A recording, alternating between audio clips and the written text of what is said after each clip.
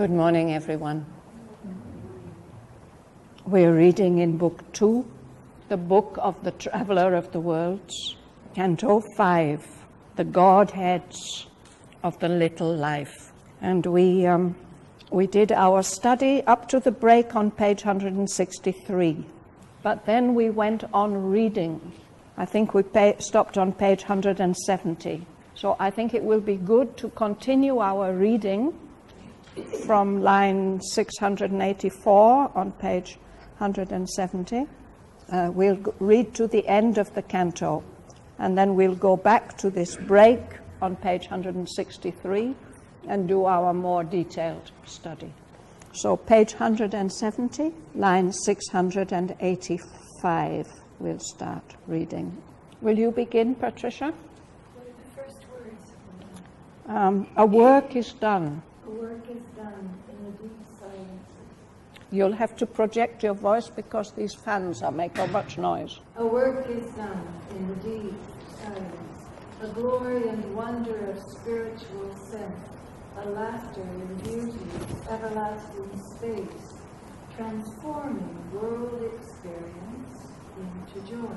Inhabit the mystery of the untouched gods. Lulled by time's beats, eternity sleeps in us.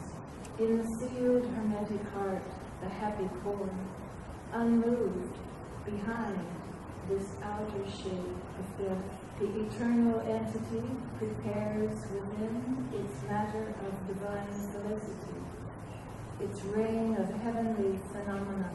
Even in our skeptic mind of ignorance, a foresight comes of some immense release.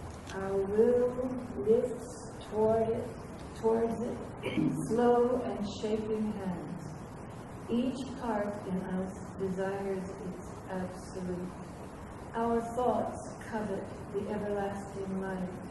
Our strength derives from an omnipotent force, and since from a veiled God-joy the worlds were made, and since eternal beauty asks for form, even here, where all is made of being's dust, our hearts are captured by ensnaring shapes. Our very senses blindly seek for bliss. Thank you. Tuan.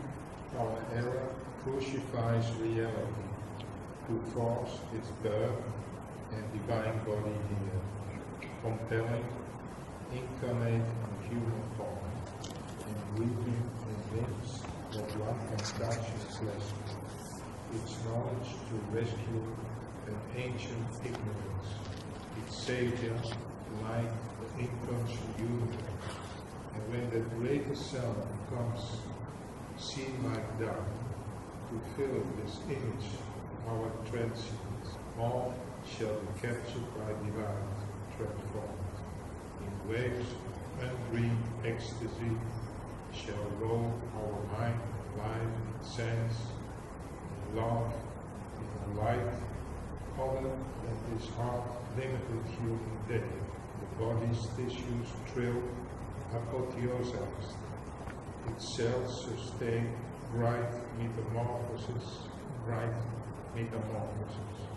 This little being of time, the shadow soul, this living dwarf figurehead of darkened spirit, out of its threaded petty green shell rise, its shape of person and its ego face, divested of this mortal travesty, like a clay troll kneaded into a dog, new made in the image of eternal rest.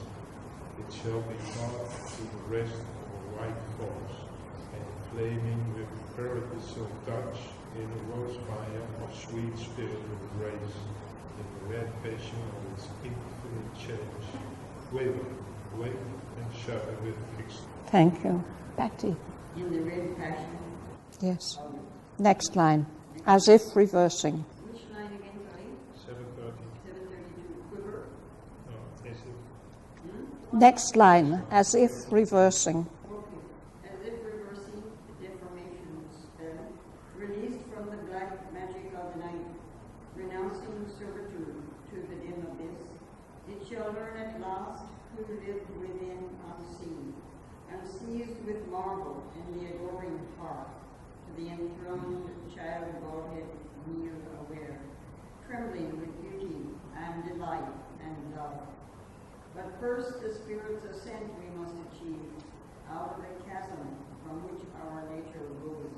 Soul must soar, sovereign, above the fold, and climb to summits beyond the mind's half-sleep. Our hearts we must inform with heavenly strength, surprise the animal with the occult God, then kindling the gold tongue of sacrifice, calling the powers of a bright hemisphere, we shall shed the discredit of our mortal state, make the abysm a road for heaven's descent, acquaint our depths with the supernal ray, and cleave the darkness with the mystic fire. Thank you. Francis? And enduring once more the lesser place, outwards adventurous aid, the winged state, in strove, the aspect count shoreway, meet the grave faces of its dim world, questioned by whispers of its flickering wrath, silent by sorcery of its human cause, as one who would indeed Unguided, unguided. whose countries, tending to knows nowhere, no way, or hope, to code the soil that faith beneath, and journey in stone strength to furtive faith. The straight behind him was a vanishing land, a glimmering point in faith and majesty, a gorgeous number wherever was his sight. And the wanted mood contained against life. The youth chosen its mobile heart, and fortune festive with delight, and toast the nights of faith and preparing heart. The dying darkness glimmered as the dying flash.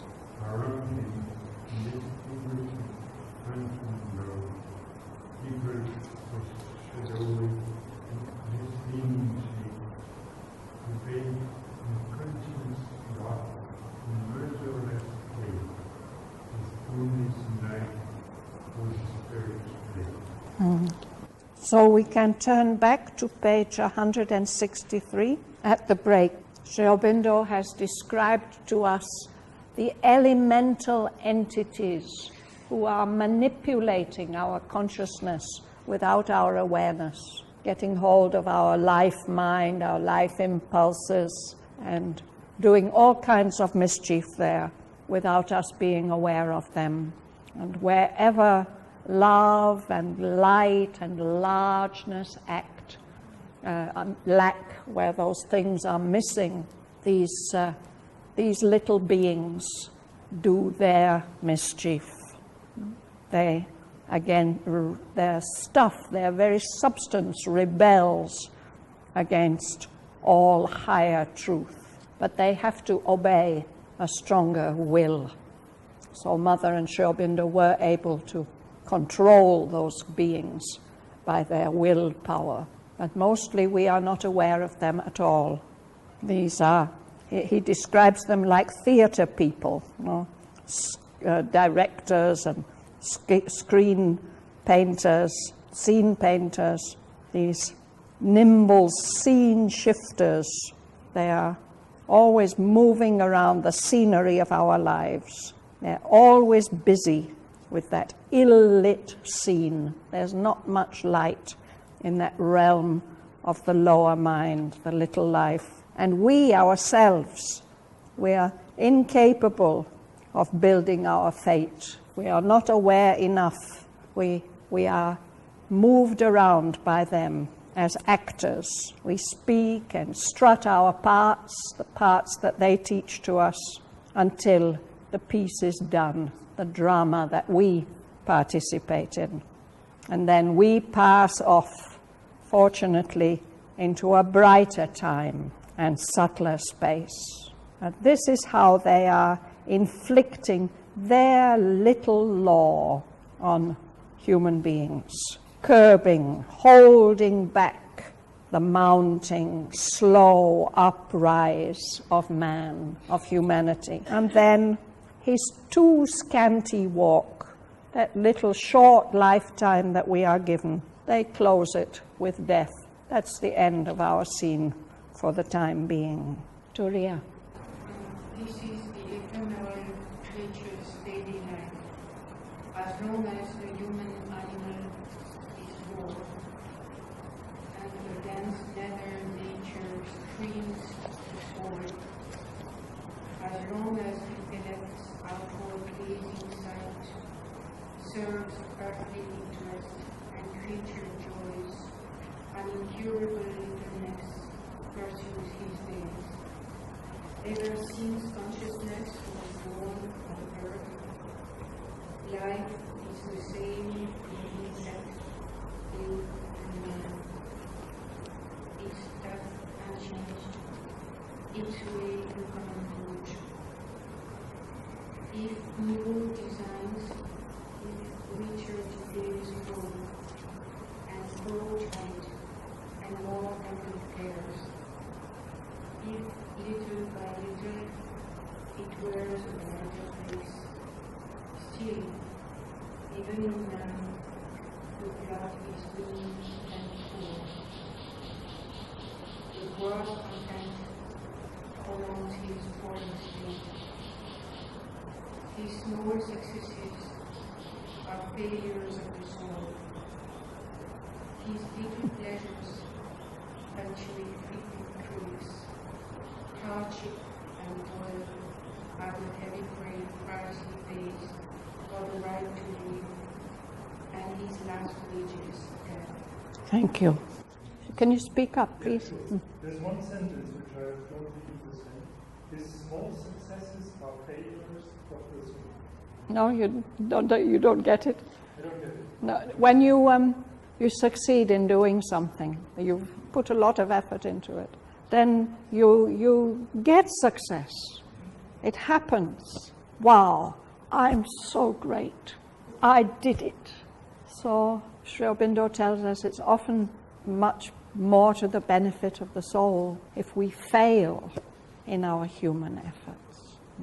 If to succeed may be a failure of the soul, because the soul needs always to progress more and more, and a little surface success may be a real obstacle in the way for a long time. Well, it is a kind of ironic statement, of course. Yes, yes. Sri Aurobindo's irony, but he's telling us something we can observe also. So the ephemeral creature's daily life. This is as long as we are human animals. I hope that all of us have risen a little bit beyond that. We are not just human animals. Of course, we have to live with this animal body, but we may not have to be confined to this level of the lower life consciousness, the animal consciousness that only cares about survival and comfort and ease. As long as it's like that, this dense, heavy, lower nature is screening the soul. The soul is there, but it can't express itself much in the outer activity of the being. And even when intellect has developed, as long as the intellect's outward gazing sight is looking only outwards and at the surface of things, and is only concerned about earthy interest, what is good in a material way, and creature joys, animal enjoyments, as long as it's like that, an incurable littleness pursues his days. Because ever since consciousness was born on earth, life is the same in insect, ape, and man. That consciousness is there. Its stuff is unchanged, and it just follows the ordinary common route. There are new developments, new designs, richer, more complex details grow, thought is added, and with it more tangled cares, more things to worry about. It also, he says, may wear a brighter face in man. Still, even in man, in humanity, the plot of our drama is mean and poor, very limited. Is that where we stopped? I think so.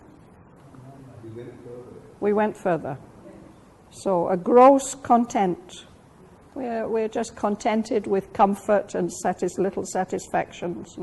So, and that prolongs our fallen state. If we suffer, it may help us to progress. But this creature satisfaction doesn't help us to progress. It just prolongs this, the continuation of this littleness. So that's where it says his small successes. And I think, wow, yes, I made it. These are failures of the soul. We get some little pleasures, but they're punctuating frequent griefs, many things to be distressed about. Hardship and toil are the heavy price the human animal pays for the right to live. And his last payment is death. That's where we stopped. Wages? His last wages? What does wages mean here? Our payment, no? Payment, no? Yes. You work hard all your life, and then at last, yes, you can take a rest. That's how you get paid. There's that French film, no? The wages of fear. You remember? The wages of fear is death. In the Bible it says the wages of sin is death. But here just the act of being human, what it gets paid for, paid in the end, is death. Karen, you read? An inertia sunk towards inconscience, sleep that intakes death is his repose. Dewy splendor of creative force is made his spur to fragile human works, which yet outlast their brief creator's breath. He dreams sometimes of the revels of the gods, and sees the Dionysian gesture pass, a leonine greatness that would tear his soul, if through his fading limbs and fainting heart, the sweet and joyful mighty madness sweat. Trivial amusements stimulate and waste the energy given to him to grow, and his little hour is spent in little things. Let's pause there. His little hour is spent in little things. Yes, please. His little hour is spent in little things. What does little hour mean? It means your brief lifetime. You have a little time, a short time, and we spend it with trivialities. These first two lines, an inertia sunk towards inconscience, a sleep that imitates death is his repose. We speak of sleep as death's brother.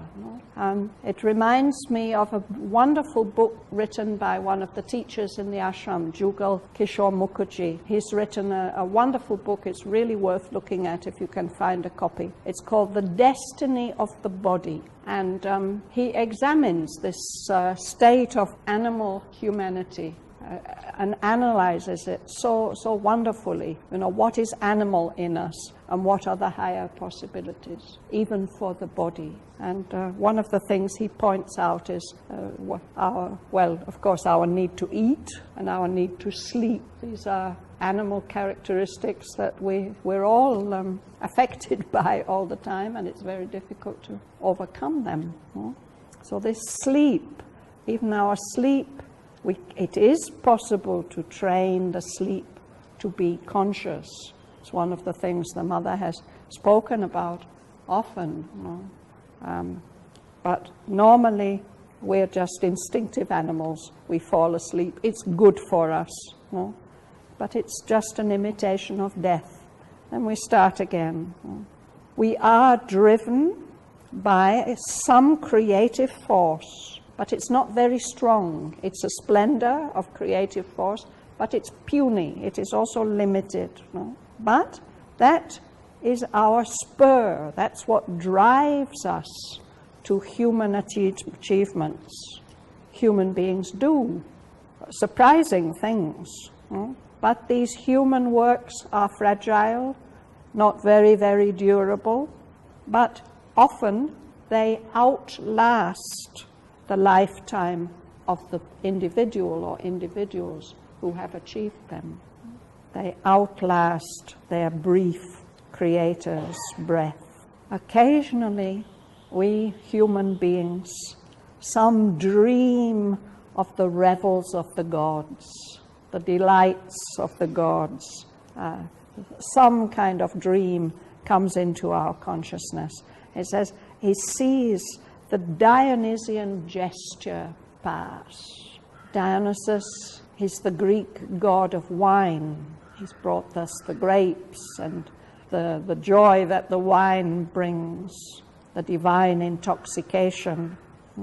I'm always puzzled by this line, the Dionysian gesture in this line. I don't know, is there in French the word geste? Does it have the idea of some kind of revelry or, yeah? It's French, I think, yes. This doesn't appear in this sense in any English dictionary, but I think it is that, we see Bacchus and Dionysus. It's a procession of celebrating people delighting, or creatures delighting. You have anything to add, Jean-Yves? No? I can understand it like that.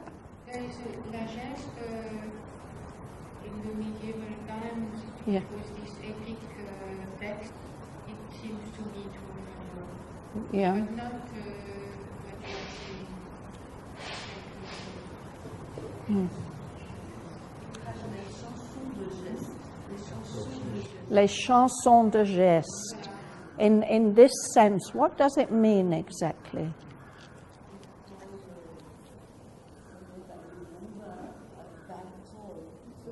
A kind of contest, or yeah. It's a kind of epic text. Here it's not a text he's talking about, no? It's a revelry, it's a party or a pageant or something is happening, which we see depicted in art, in medieval art, Renaissance art, these processions of Bacchus with his followers.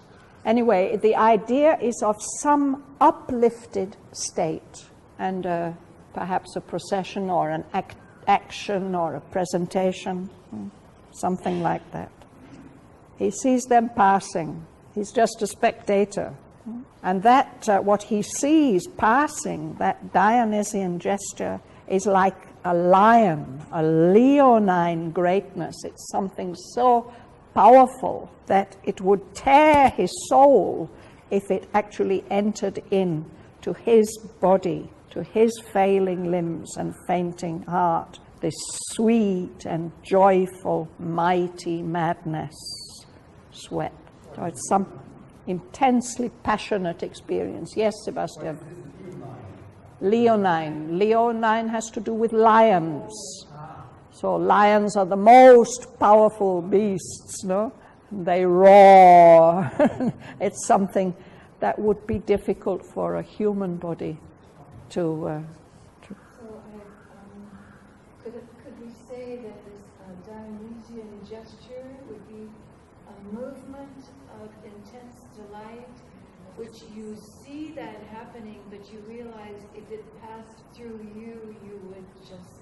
Well, whether you realize it or not, Aurobindo'S saying it's like that. We get glimpses of that kind of emotional intensity. You glimpse it, but we wouldn't be able to bear it. Yeah.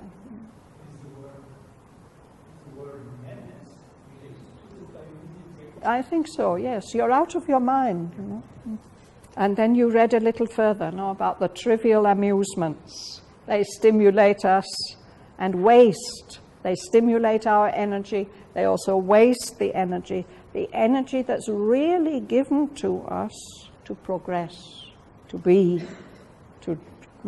truly ourselves. So at this lower life level, we spend our little hour, our brief lifetime in little things. And then he describes some of these little things. Sitting next to Turia, I don't know your name. Sorry? Monica, please read. A brief companionship with managers, a little love and jealousy and hate, a touch of friendship with indifferent crowds, draw his heart on life's diminutive map. If something awakes to fray his speech, to reveal his zenith, tension of delight, he sought to eternize its ephemeral soul. Art's brilliant flame is a pastime for his eyes. A thrill that smites the nerves is music's spell. Amidst his past toil and welfare of cares, grasped by the labor of his crowding thoughts, he draws sometimes around his aging growth, measures calm, mighty hands to heal his life pain. He saved by her silence from his wrath of self. In her tranquil beauty is his purest bliss. Thank you. A brief companionship with many jars. Jars, it's when the door bangs. It's a little bit open and it bangs. And it doesn't close, it bangs again. It makes such an irritating noise. The door is ajar, jarring, something that's discordant, unpleasant to hear. So we may have a brief companionship which brings a lot of support and happiness, but it's also full of these moments of disharmony. There's a little love. There's also jealousy and hate. Amidst the indifferent crowds of humanity, there may come a touch of true friendship. So these are the things that map out a lifetime's experience on life's diminutive map. Such a small, limited area is given of experience. And if something greater wakes up in the consciousness, for the ordinary human being, he's just not, he doesn't have the range of expression to be able to give expression to that zenith tension of delight, the very highest possibility of bliss. No? It's not only difficult to catch, it means that our stuff, our capacities, it's not enough to give expression what could be expressed. No? As long as we're in this little life stage, that we can't really, we may be touched for a moment by something much more intense, but then that's it. Can't reveal its zenith tension at the highest point of delight. And his thought, the poets may try to give a lasting expression to such a moment, but the moment is only ephemeral anyway, and our thought is too limited to really give expression to that. Art, that's what art would be, giving expression to these moments of higher consciousness. But we don't take art really very seriously. Art's brilliant gleam, it's just pastime for the eyes. We don't see what a higher possibility it offers. Music, if Don were here, music is so important to him, but it's just a thrill that smites the nerves. It's that spell of music. It's also passing. Perhaps much more nourishing for many people is the experience in nature, in the midst of all our harassed toil, all the things disagreeable things we have to cope with all the time. This welter of cares, as if we're just overwhelmed by anxieties. The bother of these laboring thoughts going on and on and on in the mind. How can we get relief from that? One of the best ways is to go out into nature. He draws sometimes around his aching brow nature's calm, mighty hands to heal his life pain. And sometimes people really do have peak experiences, some sense of release into a higher consciousness through a contact with nature. He may be saved by her silence from his rack of self. A rack is a terrible instrument of torture which keeps you continually in tension and pain. The silence of nature saves us from ourselves. In her tranquil beauty is his purest bliss. I'm sorry, Mum, I don't know your name. You? Yeah. What is your name? Johnny. Yeah. A new life dawns. A new life dawns. He looks out from yesterday's heart. The spirit's breath moves him, but soon retires. His strength was not made to hold that puissant guest. All goes down with convention and routine, or fierce excitement brings him little joys. His days are tinged with the red hue of pride, and lust's hot glare and passion's crimson stain. Battle and murder are his tribal game. Time has he not to turn his eyes within and look for his lost self and his dead soul. His motion on too short an axis ways, he cannot soar, but creeps on his long road. Or if, impatient of the church of time, he would make his planet pace for traces from the road, his heart, that well soon pants and toils and sinks, only walks ever on and finds no end. Thank you. So at this level of development, these new impulses may come, the dawn of a new life, new prospects, much wider prospects. Even be moved by the breath of the Spirit, but only for a little while. It soon withdraws. Our human strength was not made to hold for a longer time or permanently that powerful guest, the Spirit. So after that brief uplift, everything dulls down to the usual way. We have a recording of Mother speaking about this process, how, the dawn light comes and everything's filled with higher possibilities. And then it sinks back to the dull, ordinary, usual way, she says, with such disgust in her voice. It's unforgettable. Convention and routine. So those who are not satisfied, cannot be satisfied with convention and routine, they go for thrills, fierce excitement, bringing vivid joys. And then the human being's days get tinged with red, the red hue of strife, of conflict and quarrel, and lust's hot glare, and passion's crimson stain, all these vivid joys. Battle and murder are the tribal game of human beings. The individual has no time to turn his eyes within, look for his lost self, his dead soul. How it can be dead soul? It can be sleeping soul. It's as if it's dead.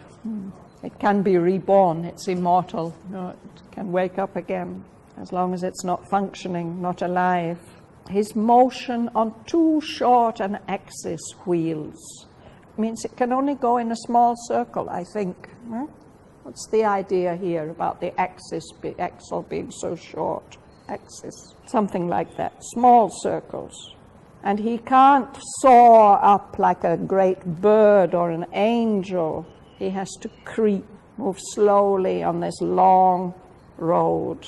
And if it happens that he becomes impatient with that there wakes up some will and aspiration to progress more quickly, he wants to quickly move forward on this slow road of fate and evolution, that heart which gives him that swift impetus and runs and moves quickly, it soon gets tired, gets short of breath, panting, gets tired, sick, can't keep running forever. And he may not even try that. He just keeps on trudging along, walking on, and never finds an end to the journey. Is it Mochi? Would you read? All, hardly a few, line 520. Hardly you can climb to greater life. False wings are low sail and fruitless fetch. His knowledge dwells in the house of forgiveness. Scores years, not even once the visitant, where the visits of heavenly places. Bliss who speaks in things that flies away, breaks out into the small joy of life. The scanty grace is his persistent sail. It enlightens the burden of his many days and reconciles him to his own will. He is satisfied with his own average time, knows hopes and his old rounds of thought, his old familiar desires. He has made thick and rising edge, having a small amount of his world, his being kinship to infinity. He has shut away from magnitude and moves self, fenced off the greatness of the hidden God. His being was formed to play a little part in the world drama of its active stage, and now thought he has hit his end of life, leave the wide face of the starry past. Thank you. Anything to ask or share or comment? This is the little life.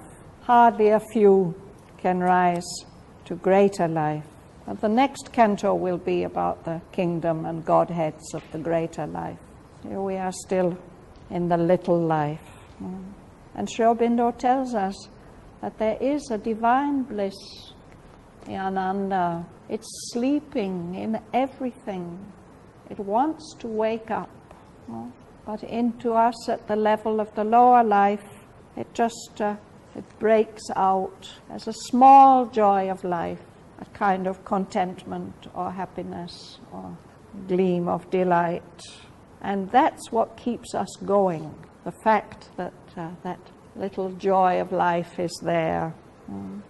That's lightening the burden, all the things that go wrong.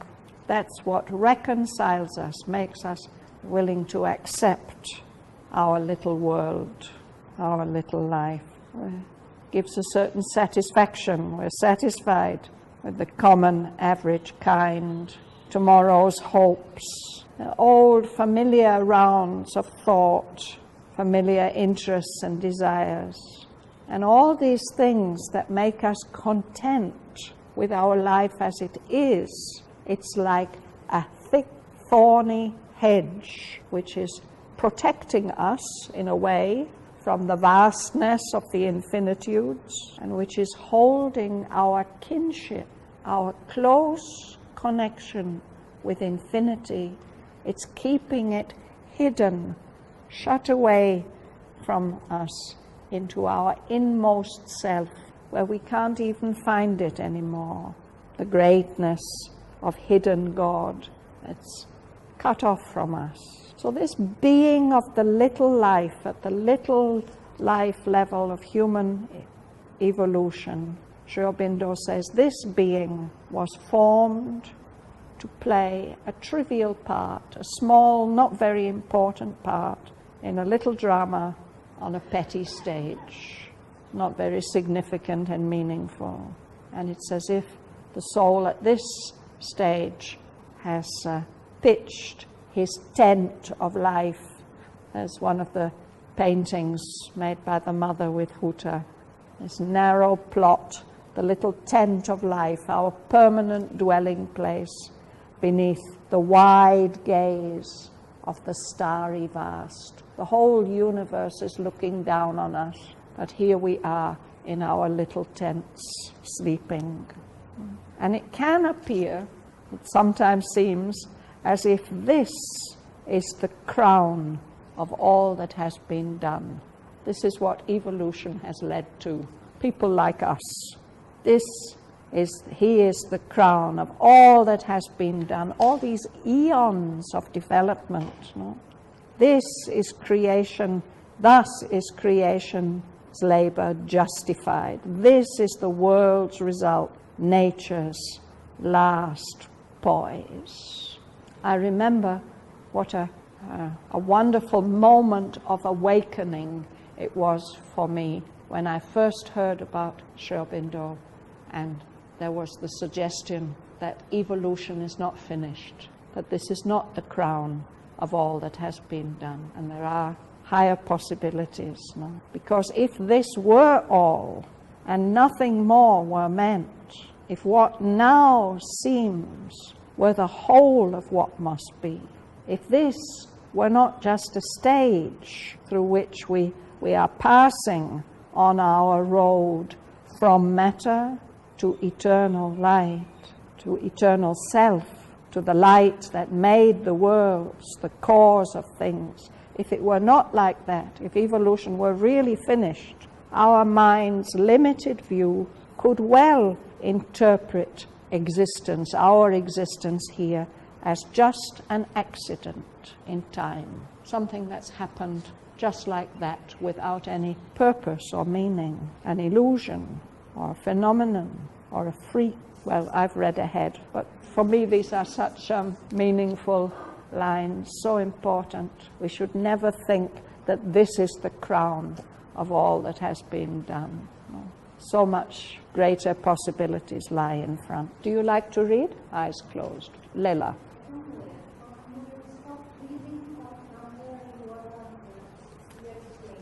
Yes, so why don't you start at line 543? And if this were all, this were all, and nothing more were meant, it would not seem where the whole of what must be.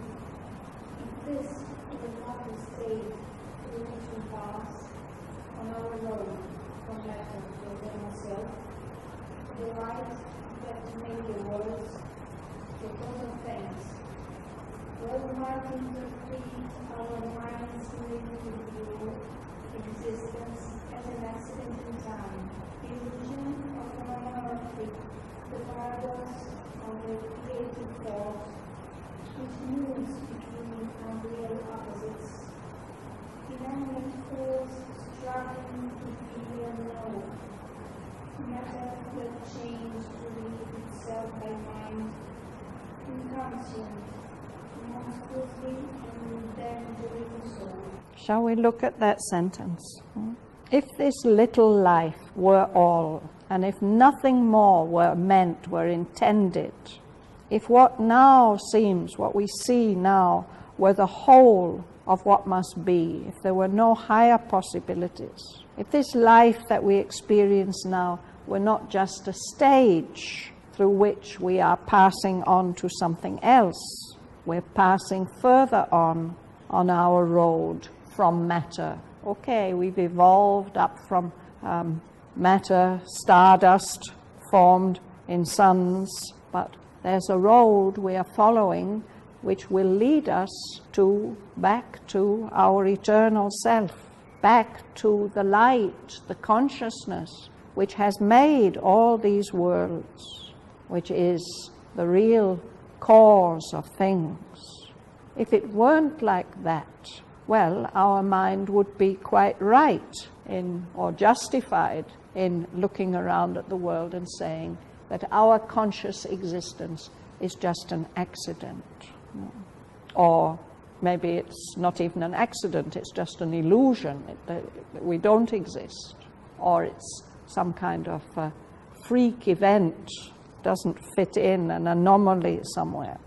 In the sentence, if this were not a stage through which we pass, is that meant to be if this were not a stage? Well, stayed is another word the old Roman roads were divided into stadia, no? Into stages. It's a measurement, I think, of distance. You pass from one state to another. Yes. Can you speak a little louder, Dick?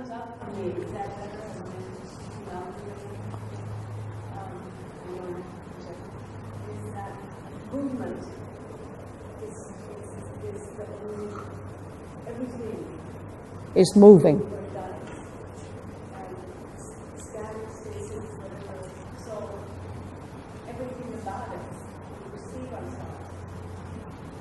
Heart's beating, this is beating, that looks like it's still. Actually, everything's moving, yeah. More and more. And I had an experience with a couple of psychedelics.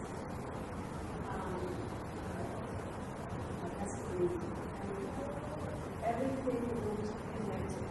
And it had its own it's like a painting by that. Yes. And that somehow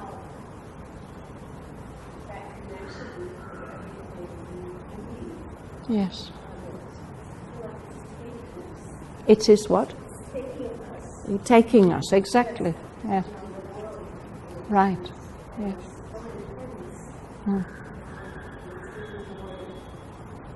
That's how the Isha Upanishad starts.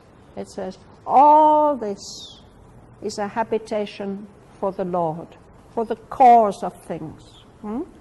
Everything that moves in this moving universe, it's all Him.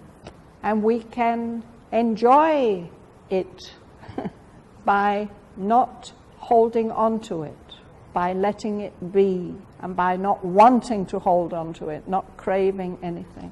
And in that way, we can move, we can live and act in this universe of movement without being bound by the consequences of our action, so long as we know that it's all Him that's moving.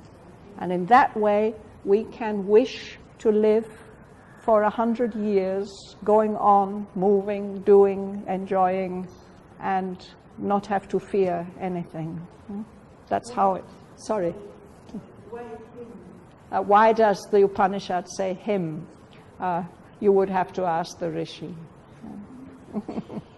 It's just a way of saying, no, Him, the Lord, the One, the cause. Here it says the cause of...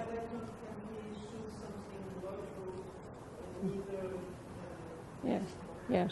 I don't know. It must have depended actually on the experience of that particular Rishi that he chose this way of saying it. But that's what I always remember, this universe of movement in which everything is moving. All of it, the Lord is living within it. The cause, the truth of it all is living within it. And we too, we can experience that. We can enjoy all this by not trying to hold on to it, letting it be. Other word, total detachment? No, it says enjoyment actually. By this renounced, that means you don't claim it for yourself. Enjoy it. You're allowed to enjoy it. Living thus, doing thus works in the world, being active in the world. You should wish to live 100 years. That way, it, then he says it is within you and not otherwise, like this.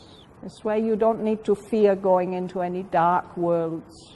You'll be able to see that everything fits together, as Lorraine said. So it's a very wonderful and reassuring message. I don't understand why inconscious monstrously enters the soul. Why monstrously? Well, it's like freakily, you know. That's the idea. That how come it's absolutely abnormal here that matter is giving birth to soul? How could it possibly happen? Let me find the line. Which line is it exactly? In conscience. Yes. So if everything is unconscious, if the whole universe is unconscious, where has this phenomenon, illusion, this thing, conscious part of us that we experience as soul, where has it come from? Something freaky, abnormal, monstrous. Is that where we stopped? Engendering soul. Yeah. Perhaps. Good morning.